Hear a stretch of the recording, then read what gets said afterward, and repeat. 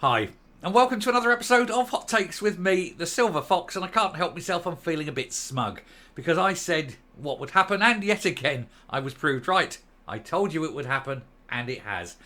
Last week, we reported that Orkney Council, not the Orkneys, I've learnt my lesson, Orkney Council were putting up their council tax. They were defying this the council tax freeze that the Wise One announced to conference. They said it's not enough. The little pittance they're being given to them by Shona Robertson wasn't enough. They've got to put it up, and up they are putting it. And now, and I said sorry at the time that once they do it, someone else will. Well, now someone else has. Argyle and Bute, which I believe is an independent-led council, they are going to put it up as well. They are defying the freeze. They're defying Humza Yousaf. They say they need to provide these services, and they can't do it on what they're given. They have to put it up. Now, I also said that once maybe 2 or 3 non-SNP councils do it, then the first SNP council will do it, and then everyone will do it, and that will be it. And he will look foolish and humiliated. So let the foolishness and humiliation begin. Well done to Argyle and Bute. We'll take a look at the story, see that they're putting it up, and see how this will will begin the end of Humza Yousaf, as he is finally shown to be not a leader. Here goes.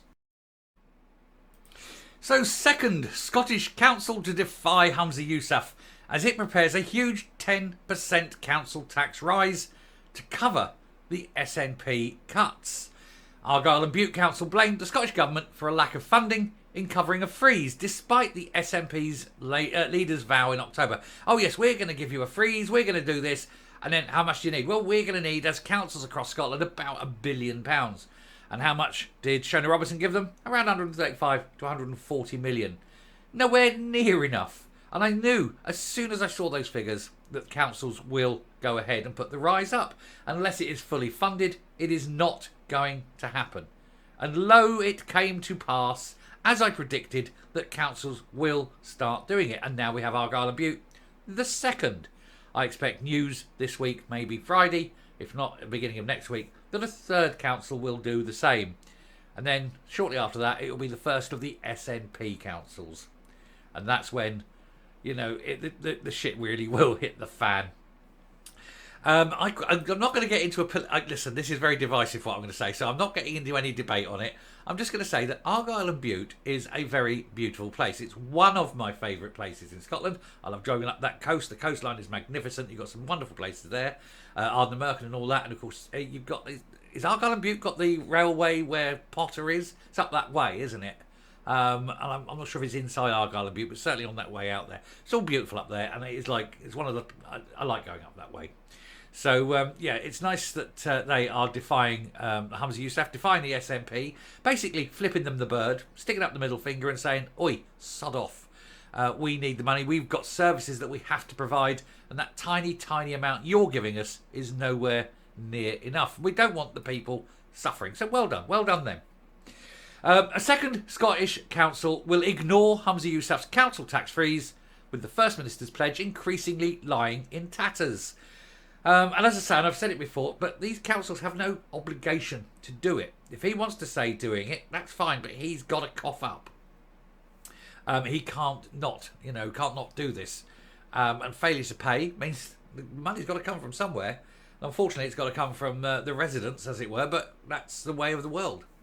Anyway, Argyle and Bute's ruling group has warned that council tax is set to rise by a huge 10% to cover the cost of SNP cuts.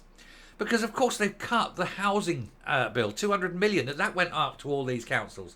So, although they're not giving them enough money to cover the actual real cost of real cost rises, they're giving them this pittance. They're also, at the same time, cutting actual monies they do give by that £200 million housing cut that goes directly to councils as well. So, it is real terms cuts, not just rises insufficient.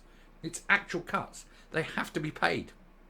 And it means that it's going from the government paying via the taxpayer through the government to them to the local taxpayers paying it. And that, I'm afraid, is the way of the world.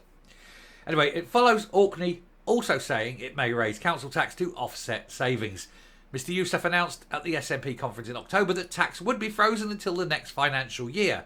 That was a lie, drummed up on the back of an envelope minutes before he had his speech. Nobody knew about it. It was dropped in like a bombshell. You could see everyone panicking behind him. The civil service didn't know anything. Later on they lied and said, oh, we discussed it in cabinet. Well, if that was the case, it would have been in the minutes, and it wasn't in the minutes, and the minutes were published, and it was mentioned nowhere. So again, caught out in a lie because he was so desperate. He was, oh, my speech is rubbish. What can I say? I know. And then you got the light bulb moment when the big idiot stands there and goes, oh, we're going to freeze council tax. And then it's like, and how are you paying for this? And do you know how much this is going to cost? And of course, he hasn't got a clue on either of those, does he? Anyway, Argyle and Bute Council Administration said it was facing enormous budget challenges, and the funding being offered by the Scottish Government to cover the freeze was not enough. It was nowhere near, barely a tenth. Talig, which is the Argyle, Lomond and Isles group, which forms the council administration, is made up of Conservatives, Lib Dems and Independents. I said it was an independent council. Council leader Robin Curry blamed the Scottish Government for offering insufficient funding to stem off a rise. They would... I can't remember who it was. Someone in COSLA came out and they said, well, the figure is a minimum of £500 million, but at most, probably around £1 billion would be needed to fully fund the freeze. And that's when Shirley Robertson went, $1 billion? $1 billion? I ain't got $1 billion. You know, it was, and she sat there and then, I've got 140 million. I'm turning into Monty Python here, but you know what I mean. It was she basically had a tenth of what was needed. She could have given more, but it was more important, of course, to spend it on these foreign embassies and things. But hey, you know, you make your money. So she gave them barely enough. And you knew the very moment that they said it was only that, the council taxes were going up. They have to. Because there are certain things which they must legally do. And they must legally provide certain services. And so they have to have funding legally to provide those services. That said, even with it going up, there'll probably be some reduction in services, somewhere. These things, this is, there isn't an infinite money supply, despite the beliefs of the SNP. Anyway, Mr. Curry said, as an administration, we will continue to work with COSLA to press the Scottish Government for fair funding to save our services. However, with the current offer, we will have no choice but to consider increasing council tax by 10%. Well, of course, inflation last year was 10%. So it's really only a real terms.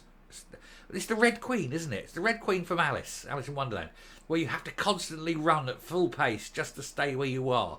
And that's what this is. The Red Queen scenario, I think.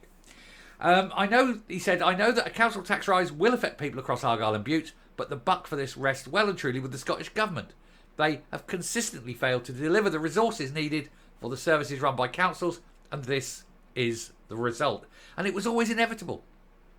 The moment he opened his big beak and said there's going to be a council tax freeze, you knew there couldn't possibly be one. At that point, they were already $1 billion in the hole. Where the hell do they think they were going to get this money?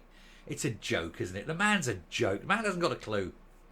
Anyway, he said the alternative to not increase council tax would mean drastic cuts to many of the council services, indeed getting rid of some services altogether, and I don't think that's something our communities want.